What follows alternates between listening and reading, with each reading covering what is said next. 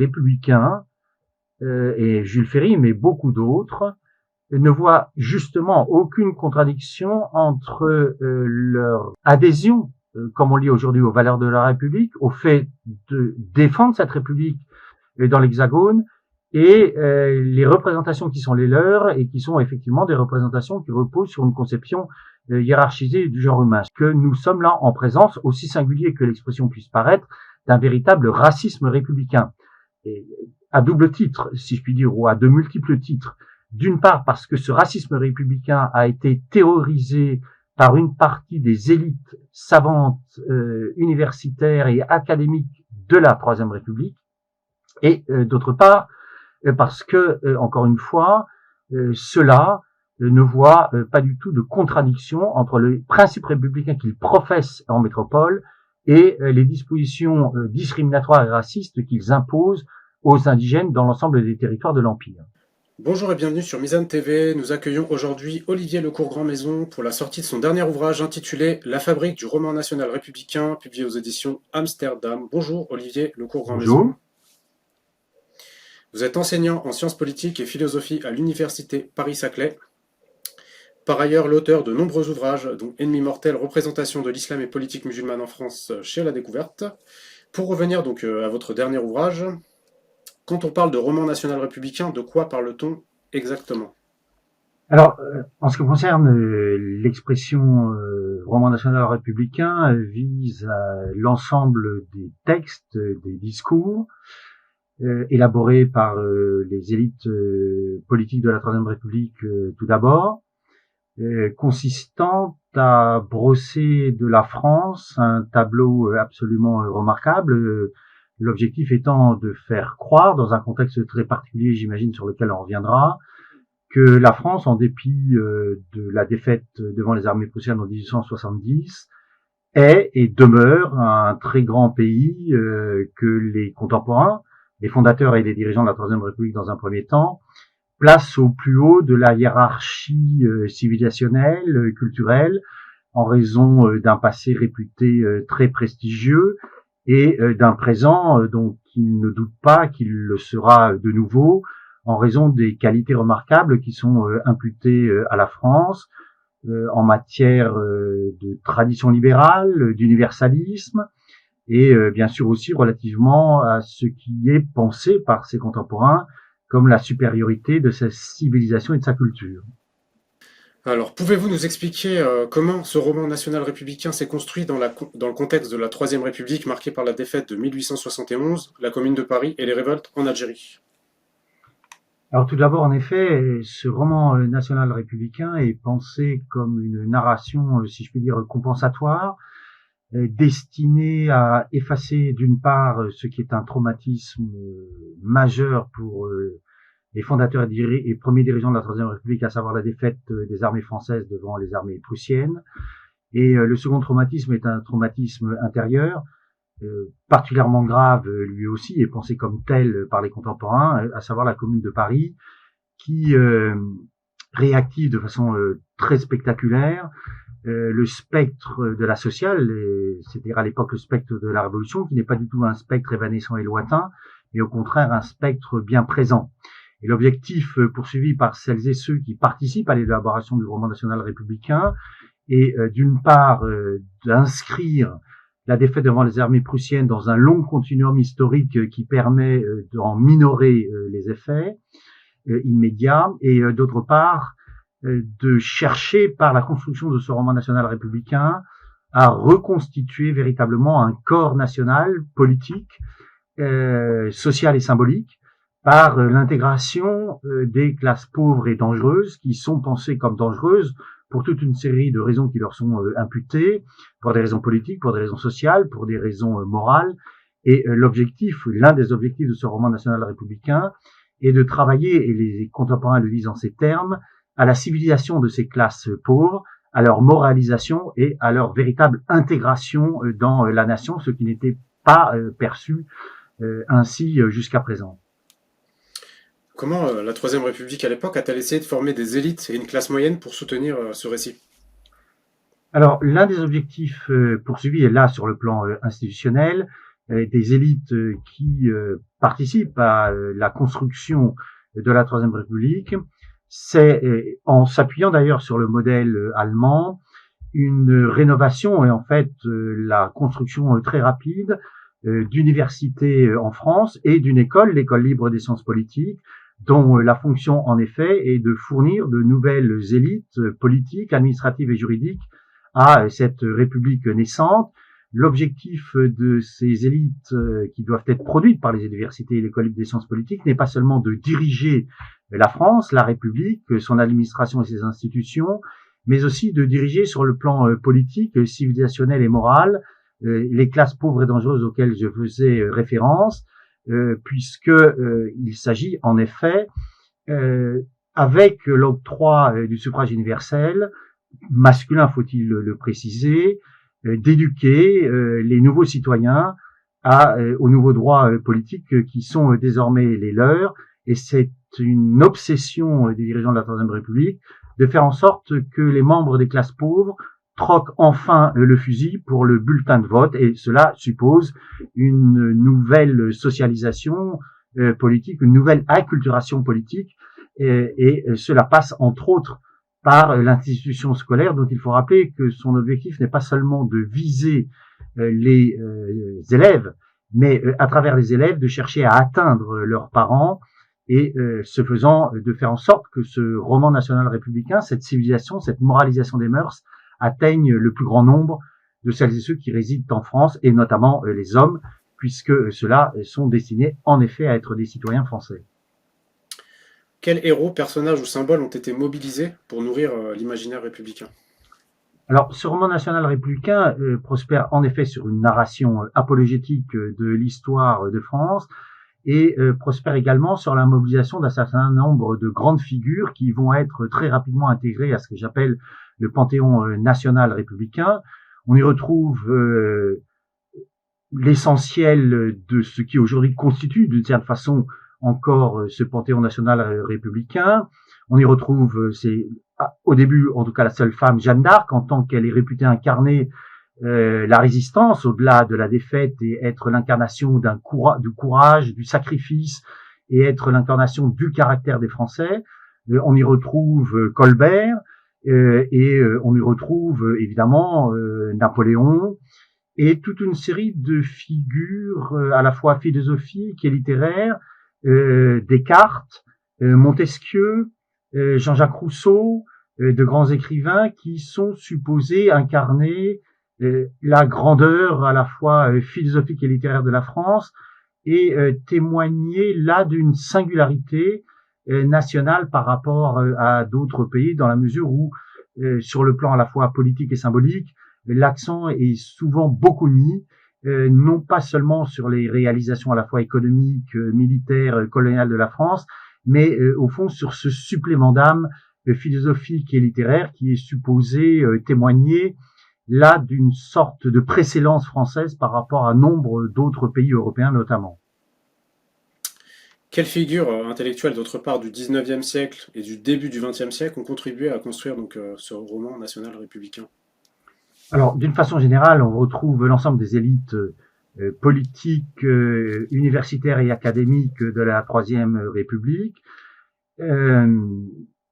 Et contrairement à ce qui a été souvent écrit et beaucoup dit, les historiens n'ont pas été les seuls à se mobiliser pour l'élaboration de ce roman national républicain.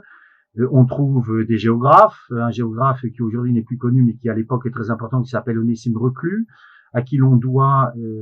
l'invention de ce néologisme qui est aujourd'hui rentré dans le langage courant, celui de francophonie, et qui l'utilise pour rendre compte justement du rayonnement de la France. On y trouve des écrivains, on y trouve des philosophes, et notamment Henri Bergson, dont il faut rappeler qu'il est une personnalité très importante de la Troisième République, d'une part parce qu'il est professeur au Collège de France, membre de l'Académie française, prix Nobel de littérature,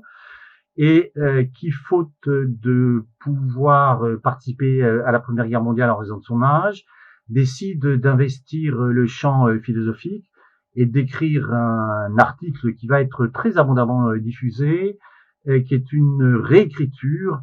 de l'histoire de la philosophie française, tendant à accréditer l'opinion, plus exactement la thèse, puisqu'il est convaincu de cela, de la supériorité de la philosophie française sur la philosophie allemande,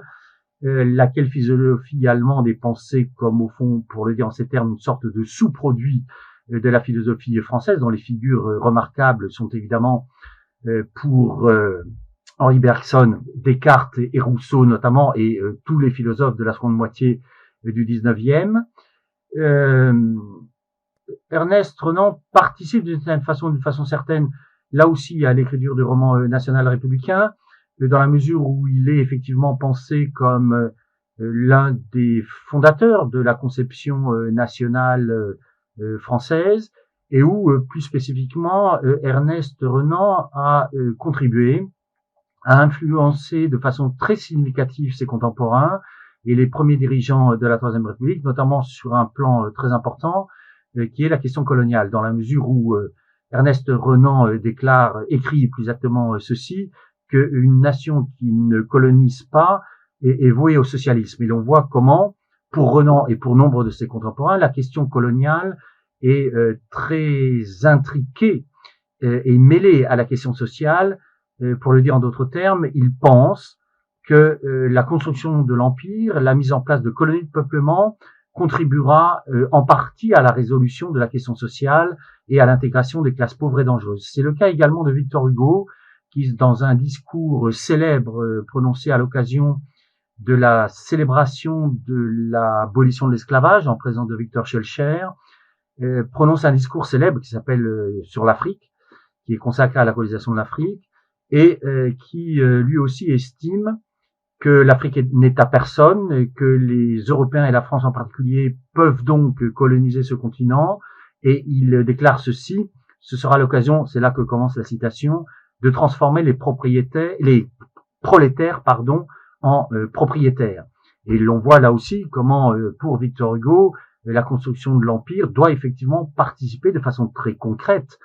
à la transformation de ces prolétaires, à leur changement social, à leur élévation à la fois sociale et professionnelle, et cela faisant doit évidemment faire en sorte que, devenus des propriétaires, ces prolétaires ayant changé de statut voueront à la République un amour indéfectible, puisque c'est elle qui leur aura permis de s'élever dans la hiérarchie sociale et de se soustraire à la condition initiale qui était la leur. Olivier, le cours Grand Maison, alors quels instruments ont été utilisés pour diffuser ce roman national auprès des Français? Vous parliez de l'école notamment. Alors, la puissance de ce roman national républicain n'est évidemment pas simplement liée au texte, aussi important soit-il, n'est pas uniquement liée aux manuels qui ont joué un rôle extrêmement important dans sa diffusion, et je pense en particulier au manuel célébrissime qui a été diffusé à près de 7 millions d'exemplaires avant la Première Guerre mondiale, qui est rédigé par Augustine Fouillé, qui a pris le pseudonyme de Giordano Bruno, et ce manuel s'appelle Le Tour de France de deux enfants. L'ensemble va être, si je puis dire, institutionnalisé par la mise en place de l'école publique laïque et obligatoire, et ce que j'appelle la construction d'un État moralisateur et éducateur très puissant, qui s'appuie sur l'extraordinaire réseau des écoles pour, notamment, et par la grâce de ces manuels, pour diffuser son éducation et sa morale républicaine, qui s'appuie sur toute une série de devoirs qui sont très précisément définis, notamment dans un arrêté du 27 juillet 1882, qui est un arrêté élaboré par les très puissants services du ministère de l'instruction publique, et qui établit donc la liste des devoirs qui pèsent sur les instituteurs. Et parmi les devoirs qui pèsent sur ces instituteurs, il y en a un qui est majeur et matriciel. Ce devoir, c'est le devoir de faire aimer la France aux élèves. Et pour faire aimer la France aux élèves, il faut évidemment en brosser un portrait apologétique, un portrait dithyrambique à la fois du passé, très ancien de ce pays, de brosser aussi un présent apologétique de ce pays, et bien sûr aussi de faire entendre ceci, que en raison de ce passé et de ce présent remarquable, l'avenir de la France ne peut être qu'un avenir également remarquable, ce pourquoi les élèves de ces écoles doivent évidemment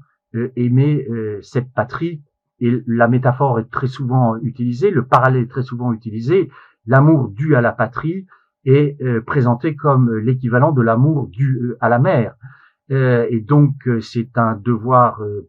pensé au fond sur le même registre qu'un devoir filial, c'est un devoir moral, c'est un devoir patriotique, et in fine, évidemment, c'est un devoir politique. Ce qui change radicalement avec l'avènement de l'école publique laïque et obligatoire, c'est justement que cette école devient publique et obligatoire, et que contrairement à ce qui se faisait auparavant, cela permet d'intégrer dans ces écoles une masse absolument considérable d'élèves qui sont désormais, en raison du caractère obligatoire de la scolarisation, qui sont désormais tenus de fréquenter ces écoles et qui par là même vont être dans des proportions sans commune mesure avec ce qui s'est passé auparavant, être effectivement atteints par un triple processus qui est à la fois un processus d'instruction, mais aussi et presque surtout un processus d'éducation et de moralisation. On entend souvent dire que la colonisation a été présentée comme un moyen de calmer les tensions sociales tout en affirmant la grandeur de la nation. Pouvez-vous nous expliquer comment ces deux enjeux sont-ils liés? Alors, ces deux enjeux sont liés d'une part par celui dont on est en droit de considérer qu'il est d'une certaine façon le père fondateur de cette conception, donc Ernest Renan précité, auquel s'ajoute là aussi la voix très importante de Victor Hugo, voix très importante à la fois sur le plan politique et littéraire, parce que Victor Hugo jouit également d'un prestige et d'une notoriété extraordinaire. Et l'ensemble est partagé par nombre de dirigeants de la Troisième République, qui estiment en effet que la construction de l'Empire, et plus encore et spécifiquement la mise en place de colonies de peuplement en Algérie, en Nouvelle-Calédonie, doit permettre l'exportation de gré ou de force d'une partie des classes pauvres et dangereuses. De gré, puisqu'ils estiment que la mise en place de ces colonies de peuplement va attirer un certain nombre de Français, de force dans certains cas, puisque nous savons, et les méthodes de répression là ne sont pas nouvelles, elles reconduisent des procédures répressives et des dispositions juridiques mobilisées antérieurement, de force donc lorsqu'il s'agit de communards qui ont été, par exemple, déportés en Nouvelle-Calédonie et qui, pour une partie d'entre eux, ou dans certains cas, sont éventuellement destinés à y rester. Et donc la conjonction de ces projets, et dans certains cas de ces réalisations, doit, pour les contemporains, en effet, contribuer à la résolution partielle, en tout cas, de la question sociale et participer de la neutralisation, à la fois politique et sociale, d'une partie de ces classes pauvres et dangereuses. Donc en 1871, vous avez quels territoires qui sont déjà colonisés et en 20 ans, vous expliquiez dans le livre, il me semble qu'on va passer à plus de 70 millions de personnes qui vont être colonisées. Alors, au moment où est fondée la Troisième République, il n'existe plus à proprement parler d'empire français. Il reste ici et là des colonies. L'une des plus importantes est évidemment l'Algérie. Et c'est à partir de 1885, au lendemain de la conférence de Berlin, que Jules Ferry, entre autres républicains et ses alliés, vont s'engager dans la construction effrénée d'un empire et effectivement, entre 1885 et 1913, être capable de faire de la France la seconde puissance coloniale juste derrière la Grande-Bretagne, ce dont les républicains et leurs alliés sont extrêmement fiers, parce que cela est sans précédent et au fond, ils sont les premiers à avoir réussi à bâtir un empire de cette taille en Afrique du Nord, dans ce qu'il est conduit d'appeler le Maghreb français, en Afrique occidentale française, région de l'empire immense, en Afrique équatoriale française également, ce qui va contribuer d'une part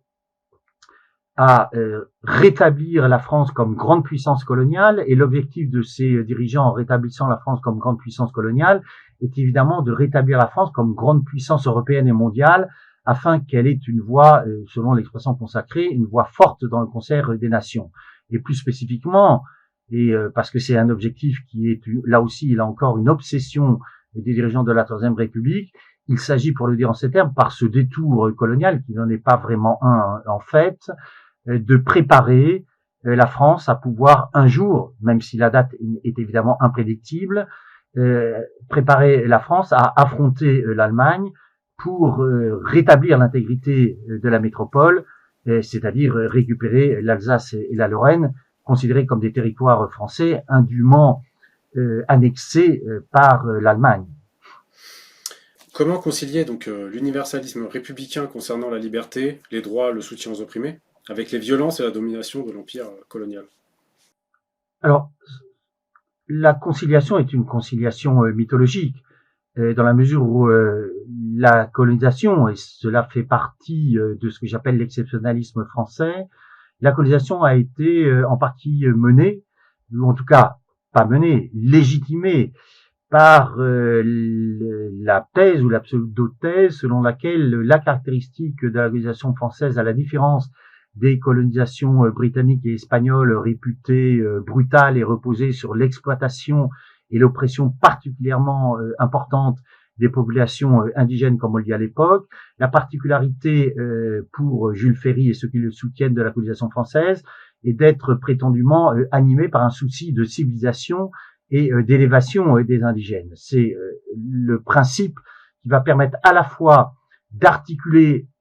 la République et l'impérialisme, de sceller les noces tout à fait singulières de la République et de l'Empire, et de faire croire que, en raison de ces traditions héritées des Lumières, de la Révolution française et de la République, la colonisation hexagonale présenterait cette particularité remarquable d'être effectivement sous-tendue par l'universalisme. Dans la réalité, ce qui va prévaloir, ce n'est évidemment pas cet universalisme républicain. Ce qui va prévaloir, c'est un ordre juridique et politique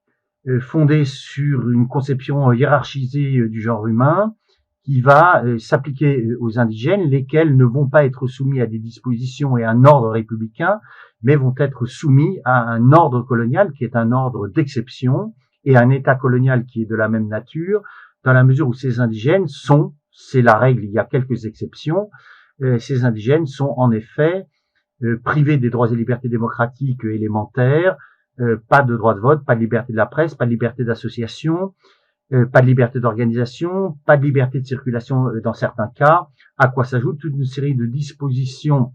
répressives qui, relativement à l'Algérie, vont être intégrées dans ce qu'on appelle à l'époque le Code de l'indigénat de 1875, et ce Code de l'indigénat algérien de 1875 ayant servi de matrice juridique et répressive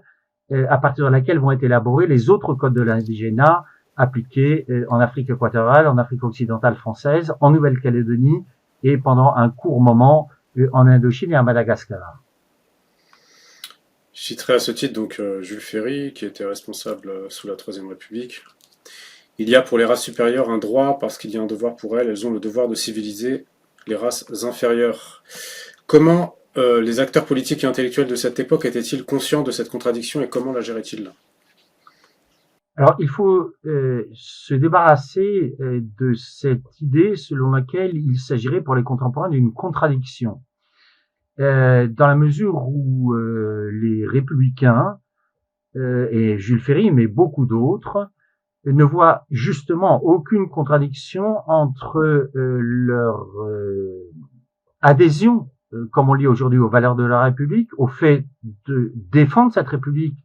dans l'Hexagone, et les représentations qui sont les leurs et qui sont effectivement des représentations qui reposent sur une conception hiérarchisée du genre humain. C'est pourquoi, les études sont maintenant significatives sur ce sujet, le nous étant un nous collectif, nous sommes parfaitement légitimes et en droit de considérer que nous sommes là en présence, aussi singulier que l'expression puisse paraître, d'un véritable racisme républicain.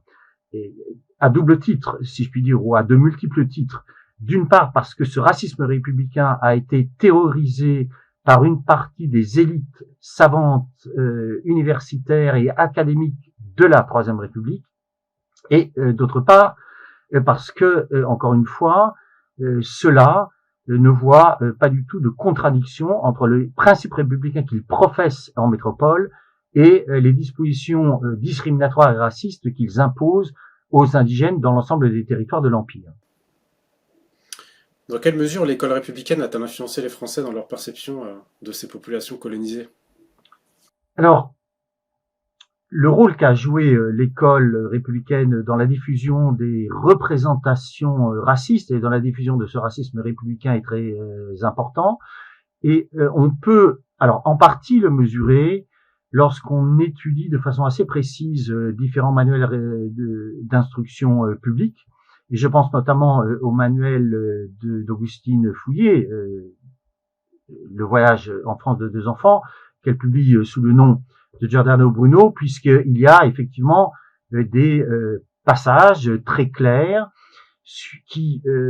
expriment en des termes très facilement accessibles pour le public visé, c'est-à-dire des élèves de l'école primaire, ce racisme républicain. Et comme ce manuel est novateur parce qu'il est d'emblée rédigé pour un public très jeune et rédigé en des termes très compréhensibles par ce public très jeune, il est également novateur parce qu'il mobilise de très nombreuses illustrations. Et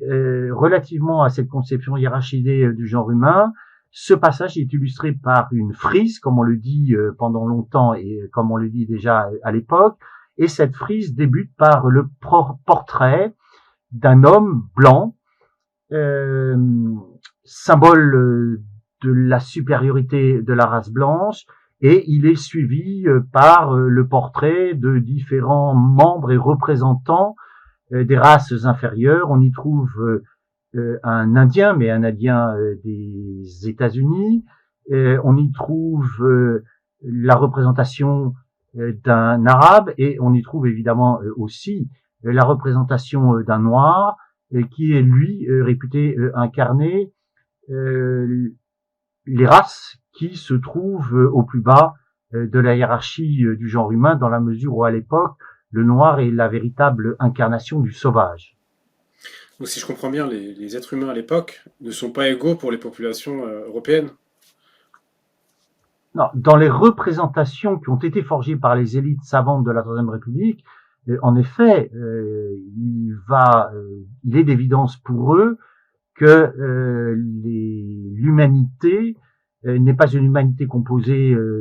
d'humains libres et égaux en droit, et en lieu en place de cette humanité, ils conçoivent en effet un genre humain hiérarchisé, au sommet de cette hiérarchie se trouvant l'homme blanc. Et en dessous se trouvent les Arabes musulmans, qui sont pensés comme des barbares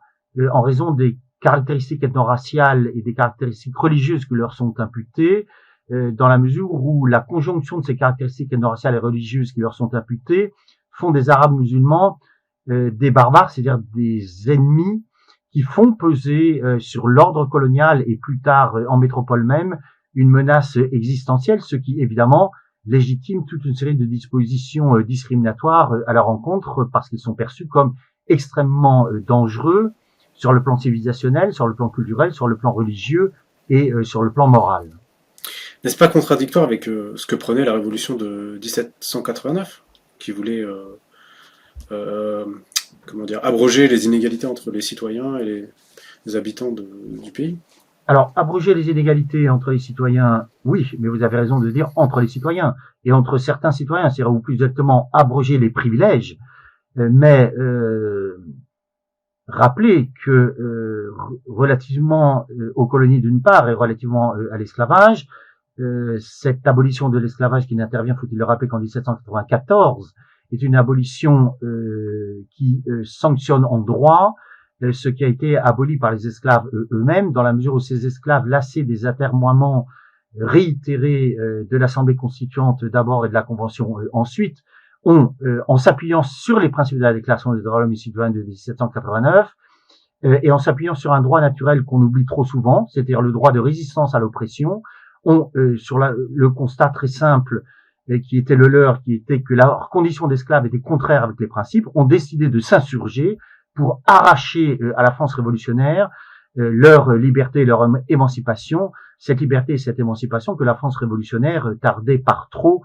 à leur accorder. Et donc l'abolition de 1794 ne fait que établir en droit ce qui avait été arraché par les esclaves eux-mêmes. Et rappelez sur ce point, parce que la chose est trop souvent oubliée, que cet esclavage a été rétabli par Napoléon Ier en 1802 et que la France est le seul pays au monde où l'esclavage a été aboli puis rétabli. C'est la raison pour laquelle il a fallu que la Seconde République y revienne de nouveau en avril 1848 et abolisse enfin et de nouveau pour la seconde fois l'esclavage qui avait été rétabli par Napoléon Ier. Et rappelez que ce n'est pas simplement l'esclavage qui avait été rétabli par Napoléon Ier, mais ce texte sinistre et terrible, bien connu à l'époque, qui s'appelle le Code noir et qui date de 1685, c'est-à-dire de la période réputée remarquable et extraordinaire de la France, à savoir le grand siècle de Louis XIV. Olivier, le cours Grand Maison. Je reviens au sujet de l'école notamment. Pourquoi la Troisième République a-t-elle imposé le français et combattu les langues régionales dans le cadre donc de l'établissement de ce roman national républicain?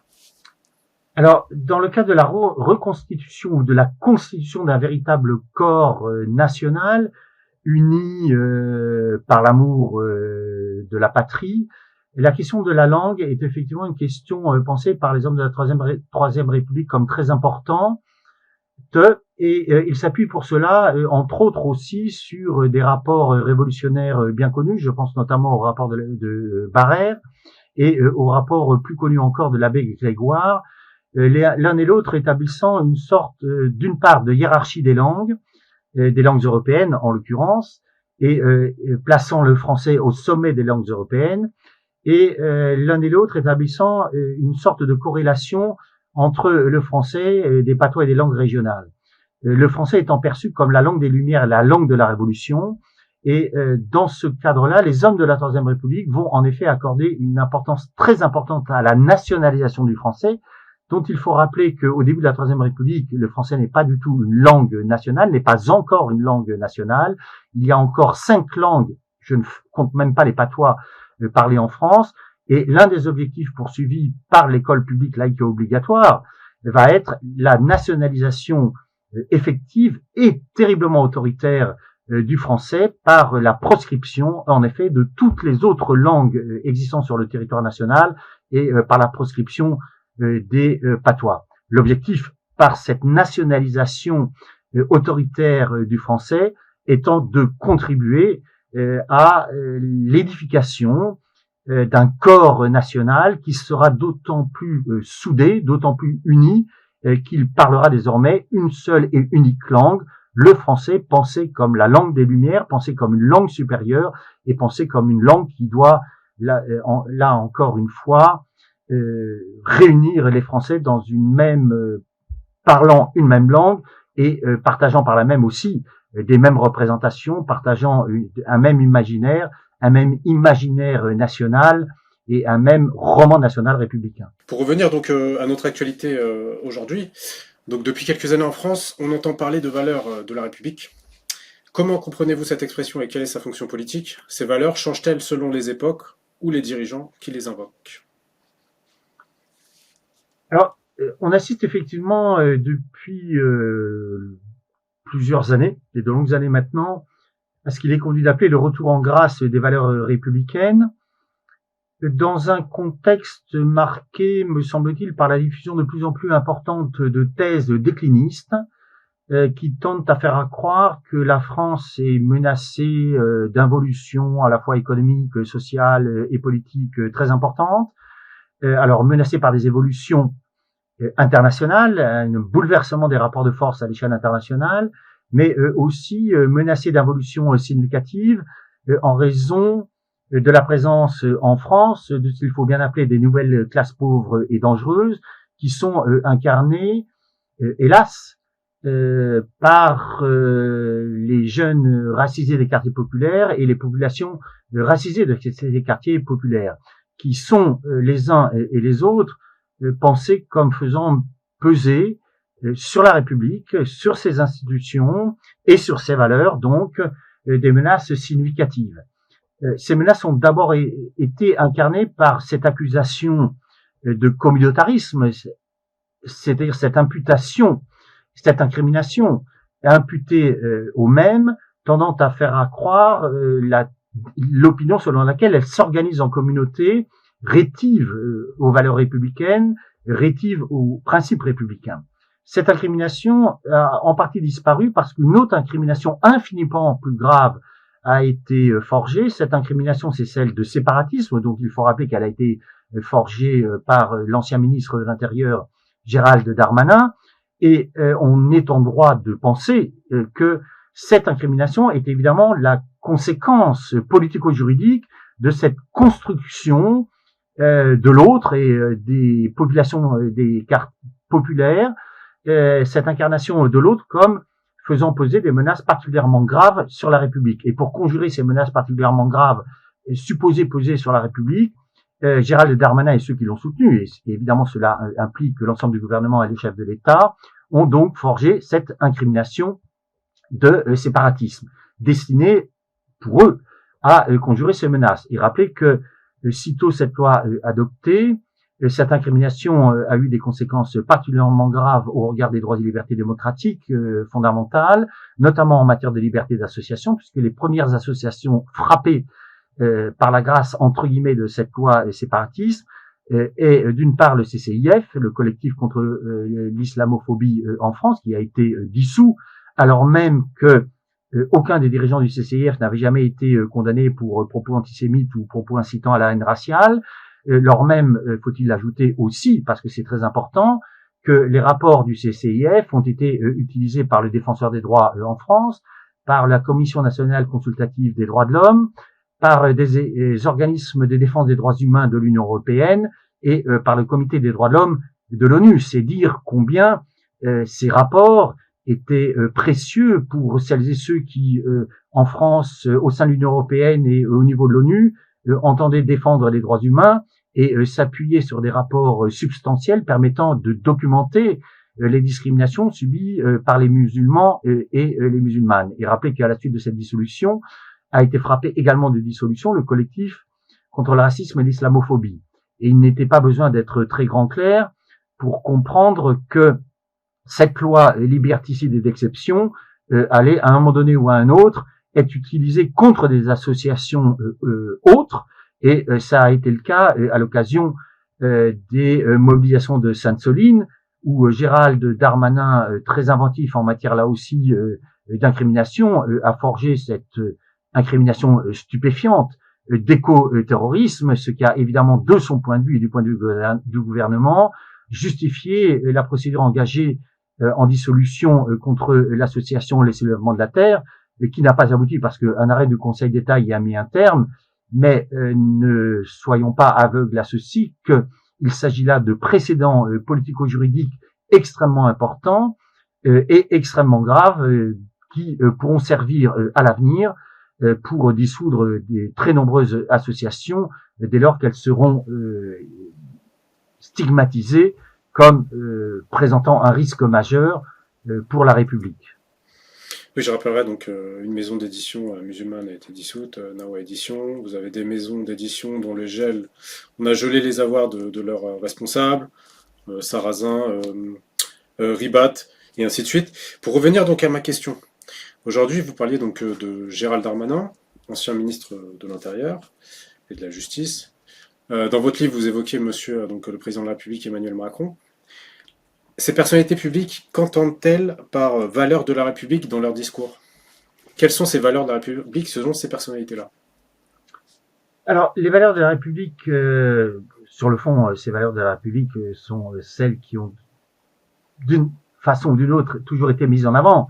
et qui peuvent se ramener à ce célébrissime triptyque républicain, liberté, égalité, fraternité. Mais ça reste assez flou. En général, ça reste assez flou, mais c'est rappeler que ces valeurs républicaines ne sont pas simplement mobilisées par celles et ceux que vous avez cités, mais sont également désormais mobilisées par les extrêmes droites, sont également mobilisées par les droites de gouvernements radicalisés, qui utilisent prétendument ces valeurs républicaines pour construire une sorte de France duale, avec d'un côté celles et ceux qui seraient fidèles à ces valeurs, et de l'autre celles et ceux qui soit les trahiraient, soit les menaceraient. Ceux qui les trahiraient seraient au fond, pour les dire en ces termes, les islamo-gauchistes et les wokistes, et les idiots utiles de l'islamisme radical, et ceux qui les menaceraient directement sont, d'une part, les populations pauvres, les populations des quartiers populaires, et plus spécifiquement, bien sûr, ceux qui sont stigmatisés du soir au matin et du matin au soir, à savoir les Arabes musulmans, qu'ils soient français ou étrangers, et qui sont, en raison des représentations qui leur sont imputées, des caractéristiques qui leur sont imputées, pensés comme des menaces très importantes pour ces valeurs républicaines. Pour revenir donc et terminer notre entretien sur votre ouvrage, ce roman national-républicain continue-t-il d'influencer la France aujourd'hui, par exemple, face aux mouvements sociaux, aux musulmans ou aux gilets jaunes? D'une certaine façon, on retrouve, alors sous des formes qui sont évidemment adaptées à la conjoncture présente et à la situation qui est la nôtre, on retrouve ce qui a été un élément très important de l'entreprise de moralisation et d'éducation des classes pauvres et dangereuses, l'idée que parce que la France est une république, parce que la France respecte le triptyque liberté, égalité, fraternité, la seule possibilité qui est offerte à celles et ceux qui contestent éventuellement des orientations et des politiques publiques serait de formuler et d'exprimer cette contestation par l'unique acte de vote, ce qui a pour conséquence de disqualifier de façon radicale, et on voit les usages qui en sont faits aujourd'hui, toute autre forme de contestation. Et notamment des formes en fait relativement classiques de contestation, qui sont les formes de manifestation, de rassemblement sur la place publique, de rassemblement en des lieux réputés symboliques, parce qu'ils sont des lieux symboliques sur le plan politique, sur le plan économique, sur le plan financier ou sur le plan de la lutte écologique, avec une évolution qui de ce point de vue-là est particulièrement spectaculaire et qui est analysée par beaucoup, qui est liée à ce qu'il est convenu d'appeler la doctrine du maintien d'ordre à la française, et qui, comparativement aux autres doctrines mises en œuvre dans d'autres pays de l'Union européenne, est une doctrine particulièrement brutale, qui débouche sur l'utilisation, faut-il le rappeler,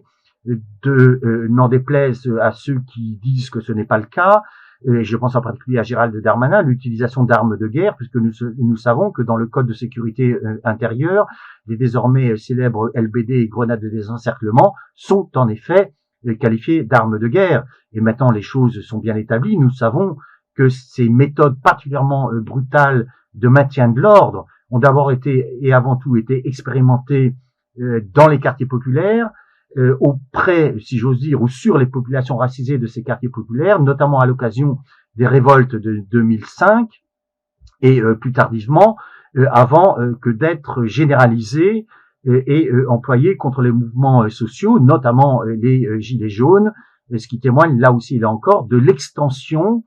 de pratiques qui ont commencé par être circonscrites et relativement exceptionnelles, pour se banaliser ensuite et être étendu en effet à l'ensemble de celles et ceux qui estiment nécessaire de contester des orientations politiques en matière économique et sociale et en matière financière, mais aussi de contester les orientations politiques en matière de développement, dont certains estiment à juste titre, me semble-t-il, qu'elle porte atteinte à la protection de la nature et à l'environnement, et pas simplement à l'environnement et à la nature, mais bien sûr à celles et ceux qui vivent dans cet environnement et dans cette nature. Merci Olivier Lecourt-Grandmaison d'avoir répondu à nos questions. Merci à vous. Je rappelle que vous êtes l'auteur de l'ouvrage La Fabrique du roman national républicain, publié aux éditions Amsterdam. Je remercie aussi nos auditeurs pour leur écoute. N'hésitez pas à vous abonner, à activer la cloche de notification, à partager de cette émission si elle vous a plu. Vous pouvez aussi faire un don, le lien est en description. Je vous dis à tous à très bientôt sur Mizan TV.